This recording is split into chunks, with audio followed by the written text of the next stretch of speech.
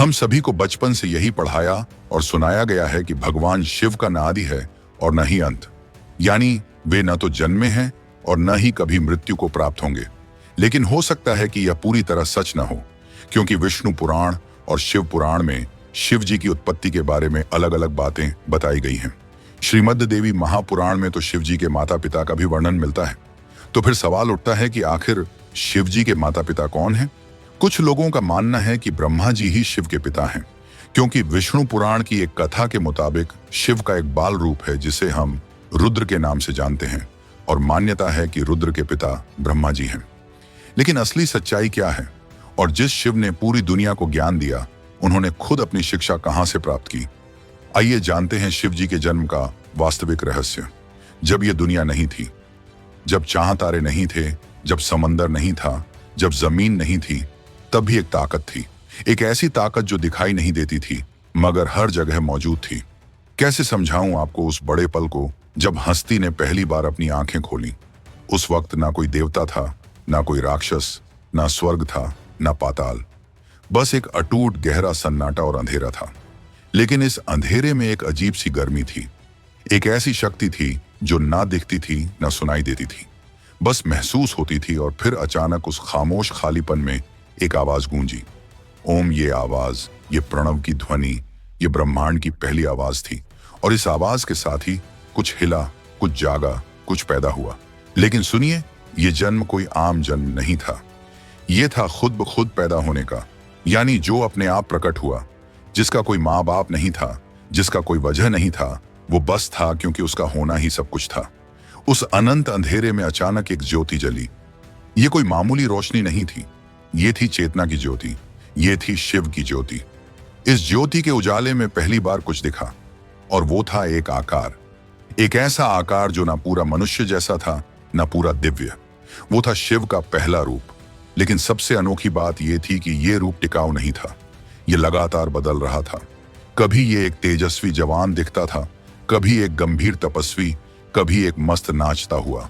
और फिर शिव ने अपनी पहली सांस ली। वो सांस, वो दिव्य श्वास, उससे पूरा ब्रह्मांड कांप गया। उसी सांस से हवा बनी, उसी सांस से जिंदगी की शुरुआत हुई। लेकिन शिव अकेले थे इस विशाल खालीपन में, बिल्कुल एकाकी। और शायद यही उनकी पहली पीड़ा थी, तन्हाई की पीड़ा। शिव के दिल में करुणा जन्मी, और इस करुणा से एक और शक्ति प्रकट हुई, पालनहार विष्णु। विष्णु जी के अकेलेपन से एक चाहत जन्मी, सृष्टि की चाहत, कुछ रचने की इच्छा। और इस इच्छा से उनकी नाभि के कमल से एक और चेतना जन्मी। वो थे ब्रह्मा, सृष्टि के रचयिता। जब ब्रह्मा जी की आंखें खुली तो उन्होंने अपने चारों तरफ देखा। सिवाय अंधेरे के कुछ नहीं दिखा। वे घबरा गए, डर गए। मैं कौन हूं? उन्होंने पूछा। मैं कहां हूं? मेरे पिता कौन हैं? लेकिन कोई जवाब नहीं मिला। बस गूंज थी, अपनी ही आवाज की गूंज। विष्णु जी शांत थे, गंभीर थे। उन्होंने ब्रह्मा जी को देखा और मुस्कुराए। फिक्र मत करो ब्रह्मा, हम दोनों यहां हैं। किसी मकसद से हमारा जन्म हुआ है, कोई संयोग नहीं है। लेकिन फिर भी दोनों के मन में एक सवाल था, हमारा स्रोत कौन है? हमारी जड़ कौन है? बरसों बरस बीत गए। एक दिन ऐसी घटना घटी जिसने पूरे ब्रह्मांड को हिलाकर रख दिया। ब्रह्मा जी और भगवान विष्णु के बीच एक भयंकर झगड़ा छिड़ गया। दोनों का अहंकार चरम पर पहुंच गया था।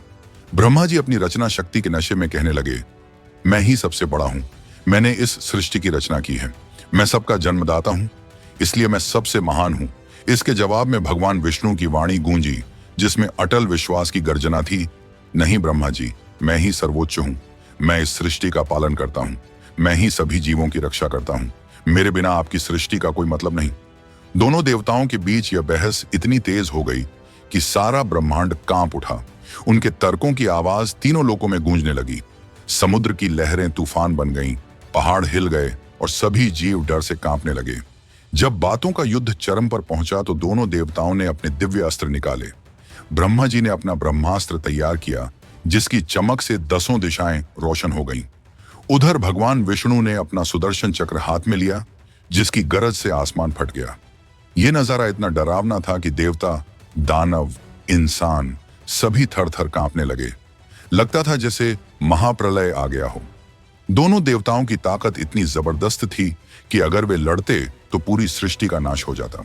इसी वक्त जब सब कुछ खत्म होने के कगार पर था, एक अद्भुत घटना घटी। अचानक ब्रह्मा जी और भगवान विष्णु के बीच एक अद्भुत ज्योति प्रकट हुई। ये कोई साधारण रोशनी नहीं थी, ये थी आग का एक विशाल खंभा जो इतना तेजस्वी था कि उसकी चमक के आगे सूरज भी फीका पड़ गया। यह खंभा ना ऊपर खत्म हो रहा था ना नीचे, ये अनंत था, असीम था। इस अद्भुत दृश्य को देखकर दोनों देवताओं का युद्ध रुक गया। वे हैरान रह गए। उनके मन में जिज्ञासा जगी, ये कैसी ज्योति है जो उनके तेज को भी मात दे रही है। ब्रह्मा जी ने अपना अहंकार छोड़कर कहा, ये क्या है विष्णु जी, इतना प्रभावशाली तेज मैंने कभी नहीं देखा। विष्णु जी भी चकित थे। उन्होंने कहा, मैं भी इसे नहीं जानता, आइए इसका रहस्य जानते हैं। मैं इसका अंत ढूंढता हूं, आप इसकी शुरुआत ढूंढिए। दोनों देवताओं ने अपनी अपनी दिशा में यात्रा शुरू की। भगवान विष्णु ने वराह सुअर का रूप धारण किया और उस ज्योति खंभे के नीचे के छोर की तलाश में निकल पड़े। उनकी रफ्तार तेज थी, दृढ़ संकल्प था। वे हजारों योजन नीचे गए, लाखों योजन पर खंभे का अंत नजर नहीं आया। उधर ब्रह्मा जी ने हंस का रूप धारण किया और ऊपर की ओर उड़ चले। वे भी अपनी पूरी ताकत से उड़ते रहे। हजारों योजन ऊपर, लाखों योजन पर उन्हें भी खंभे की शुरुआत नहीं मिली। हजारों साल तक दोनों देवताओं ने खोजा। उनकी शक्ति खत्म होने लगी, सांस तेज होने लगी, पर खंभा अनंत ही नजर आता रहा। आखिरकार दोनों देव थक हार कर उसी जगह वापस आए जहां से उन्होंने खोज शुरू की थी। उनके चेहरे पर हार का भाव था, पर साथ ही एक नई विनम्रता भी। भगवान विष्णु ने सच बोला, मैं हार गया। मैं इस ज्योति का अंत नहीं ढूंढ सका, ये मेरी समझ से बाहर है। लेकिन ब्रह्मा जी के मन में अभी भी अहंकार था। उन्होंने सोचा, अगर मैं सच कह दूं कि मैं भी हार गया तो मेरी इज्जत गिर जाएगी। इसलिए उन्होंने झूठ बोलने का फैसला किया। इसी वक्त उनकी नजर आसमान में एक केतकी के फूल पर पड़ी जो उस ज्योति खंभे के ऊपरी हिस्से से गिर रहा था। ब्रह्मा जी ने उस फूल को गवाह बनाने का बुरा विचार किया। ब्रह्मा जी ने केतकी के फूल से कहा, हे केतकी, तुम मेरे साथ मिलकर कहना कि मैंने इस ज्योति खंभे की शुरुआत देख ली है। डरे हुए केतकी के फूल ने हां कर दी। ब्रह्मा जी ने घमंड से कहा, विष्णु जी, मैंने इस खंभे की शुरुआत देख ली है। केतकी का ये फूल मेरा गवाह है।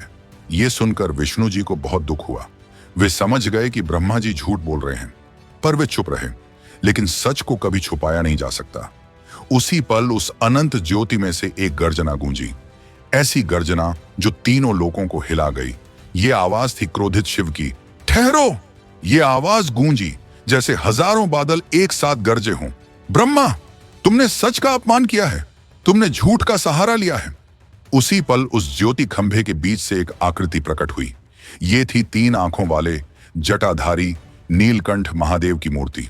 उनकी तीसरी आंख से निकलने वाला तेज असह्य था। उनकी जटाओं में गंगा बह रही थी, गले में नाग शोभा पा रहा था। उनके एक हाथ में त्रिशूल था, दूसरे में डमरू। उनके दर्शन मात्र से दोनों देवताओं की सांसें रुक गईं। यही वो ताकत थी जिसे वे ढूंढ रहे थे। यही वो सच था जिसके आगे उनका अहंकार कुछ भी नहीं था। शिव जी की आवाज में फौलाद की कठोरता थी, पर साथ ही अनंत करुणा भी। मैं हूं शिव, मैं हूं वो तत्व जिसका ना आदि है ना अंत। तुम दोनों मेरे ही अंश हो। ब्रह्मा, तुम रचना के लिए, विष्णु, तुम पालन के लिए, और मैं संहार के लिए। हम तीनों मिलकर इस सृष्टि का संचालन करते हैं। शिव जी का तेजस्वी रूप देखकर ब्रह्मा जी कांप गए। उन्होंने समझ लिया कि उनसे भयंकर भूल हुई है। वे शिव जी के चरणों में गिर पड़े। हे प्रभु, मुझसे भूल हुई है। मैंने अहंकार में आकर झूठ बोला है, कृपा करके मुझे माफ करें। पर शिव जी का न्याय अटल था।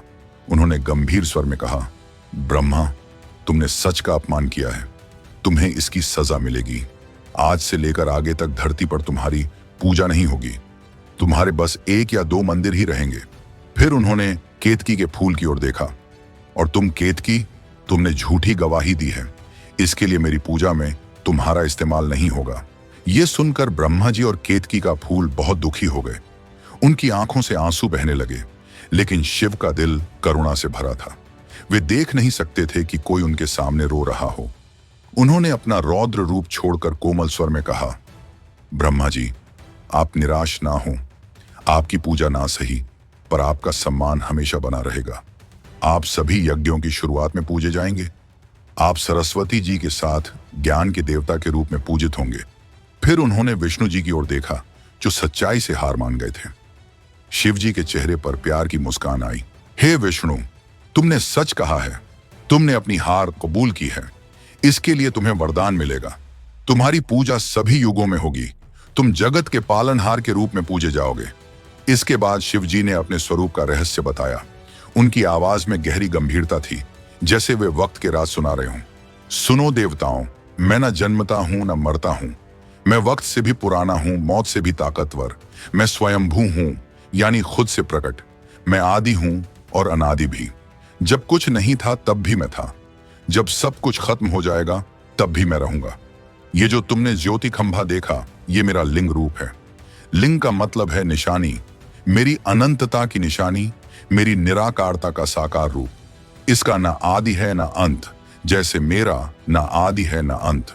शिव जी ने आगे कहा, इस सृष्टि के संचालन के लिए मैंने तुम दोनों को अपने अंश के रूप में भेजा है। ब्रह्मा, तुम रजोगुण से युक्त होकर रचना करोगे। विष्णु, तुम सतोगुण से युक्त होकर पालन करोगे। और मैं तमोगुण से युक्त होकर जब जरूरत होगी तब संहार करूंगा। पर यह भूल मत जाना कि हम तीनों एक ही हैं। त्रिदेव कहे जाते हैं, पर तत्व में एक हैं। जैसे एक पेड़ की 3 डालियां होती हैं, वैसे ही एक परमात्मा के 3 रूप हैं। अब मैं तुम्हें शिव के एक और जन्म की कहानी सुनाता हूं, जो विष्णु पुराण में लिखी है। ये कहानी दिखाती है कि कैसे लीला के लिए शिव ने बाल रूप धारण किया। एक वक्त ब्रह्मा जी को लगा कि सृष्टि के काम में उन्हें एक सहायक की जरूरत है। उन्होंने कठोर तपस्या की, गहरी साधना में डूब गए। उनकी तपस्या इतनी तीव्र थी कि उनका शरीर आग की तरह तप रहा था। जब उनकी तपस्या चरम पर पहुंची तो अचानक उनकी गोद में एक बच्चा प्रकट हुआ। यह बच्चा बहुत सुंदर था, पर रो रहा था। उसकी आंखों से आंसू बह रहे थे। ब्रह्मा जी ने प्यार से उस बच्चे को उठाया और पूछा, बेटा, तुम क्यों रो रहे हो? बच्चे ने मासूमियत से कहा, मेरा कोई नाम नहीं है, मैं कौन हूं? मुझे नहीं पता। ब्रह्मा जी ने कहा, तुम रो रहे हो, इसलिए तुम्हारा नाम रुद्र होगा। रुद्र यानी रुलाने वाला या दुख दूर करने वाला। उस बच्चे में अद्भुत शक्तियां थीं। एक दिन उस बच्चे ने अपना पहला तांडव नृत्य किया। उसके पैरों की थाप से धरती कांप गई। उसकी मुद्राओं से आकाश में बिजली चमकने लगी। यह नृत्य इतना शक्तिशाली था कि सारे देवता डर गए। इंद्र ने कहा, यह बच्चा कैसा है? इसके नृत्य से तो ऐसा लग रहा है जैसे प्रलय आ गया हो।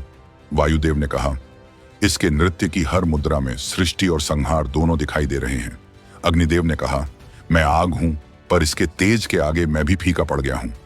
सभी देवता ब्रह्मा जी के पास आए और पूछा, प्रभु, यह बच्चा कौन है? इसमें इतनी ताकत कहां से आई? ब्रह्मा जी ने गर्व से कहा, यह मेरा बेटा है। इसका नाम रुद्र है, लेकिन मैं जानता हूं कि यह बस मेरा बेटा नहीं है। यह साक्षात महाकाल है, जो मेरी तपस्या से खुश होकर इस रूप में आया है। वक्त के साथ उस बच्चे का असली स्वरूप प्रकट होने लगा। उसके सिर पर झटा आ गई, जिसमें गंगा का स्रोत बहता था। उसके गले में नीलकंठ का निशान प्रकट हुआ। उसके हाथों में त्रिशूल और डमरू आ गए। उसकी तीसरी आंख का प्रकट होना सबसे अद्भुत था। जब वह पूरी तरह गुस्से में होता तो उसकी तीसरी आंख खुलती और उससे ऐसी आग निकलती जो किसी भी पाप को जला देती। एक दिन देवताओं ने देखा कि वो किसी गहरे ध्यान में बैठा है। उसके चारों ओर एक दिव्य प्रकाश था। उसकी सांसें इतनी गहरी थीं कि ऐसा लग रहा था जैसे वह पूरे ब्रह्मांड की सांस ले रहा हो। इंद्र ने हिम्मत करके पूछा, हे महान आत्मा, आप कौन हैं? आपकी ये शक्ति, ये तेज, ये दिव्यता, ये सब कहां से आती है? तब उस जवान ने आंखें खोली। उसकी आंखों में अनंत करुणा थी, अनंत ज्ञान था। मैं हूं शिव। मैं काल का भी काल हूं, मैं मौत का भी मौत हूं। मैं वो तत्व हूं जो सब में है पर किसी के बंधन में नहीं है। मैं निराकार होकर भी साकार रूप धारण करता हूं। मैं गुणातीत होकर भी सभी गुणों का आधार हूं। शिव जी ने अपने स्वरूप का एक और रहस्य प्रकट किया। वे कहने लगे, मैं अर्धनारीश्वर हूं। मेरा आधा हिस्सा पुरुष है, आधा नारी। यह दिखाता है कि सृष्टि में पुरुष और प्रकृति दोनों बराबर जरूरी हैं। बिना शक्ति के शिव निष्क्रिय है, बिना शिव के शक्ति बेदिशा है। उन्होंने अपने शरीर का आधा हिस्सा मां पार्वती के रूप में दिखाया। यह दृश्य इतना दिव्य था कि सभी देवता मुग्ध हो गए। देखो, शिव जी ने कहा, यह है पूरी सृष्टि का राज। मैं और मेरी शक्ति, हम दो होकर भी एक हैं। जैसे आग और उसकी गर्मी अलग नहीं है, वैसे ही शिव और शक्ति अलग नहीं है। शिव जी ने बताया कि उन्होंने कैलाश पर्वत को अपना घर क्यों बनाया।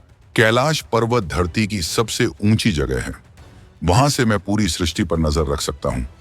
वो जगह इतनी पवित्र है कि वहां की हवा में भी मेरी मौजूदगी का एहसास होता है।